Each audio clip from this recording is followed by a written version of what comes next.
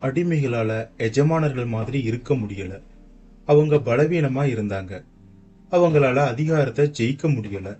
அப்பதான் வரலாற்றிலேயே ஒரு பெரிய சதி, ஒரு மன ரீதியான புரட்சி நடந்தது.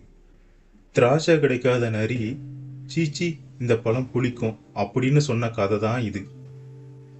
தன்னால பண்ண முடியாத எஜமானர்களோட விஷயத்தை எல்லாம் அடிமைகள் கெட்டதுன்னு மாத்திட்டாங்க. அதாவது அதிகாரம் பாவமாச்சு, தைரியம் அகங்காரம் ஆச்சு, தன்னம்பிக்கை கர்வமாச்சு, சொந்த காலில் நிற்பது சுயநலமாச்சு. அப்போ நல்லது எது? எதெல்லாம் அவங்களோட பலவீனமா இருந்துச்சோ அதெல்லாம் நல்லதுன்னு சொல்ல ஆரம்பிச்சாங்க. திருப்பி அடிக்க முடியல, அதனால பொறுமை ஒரு நல்ல குணம் ஆச்சு. ஜெயிக்க முடியல, அதனால பணிவு ஒரு தெய்வீக குணமாச்சு.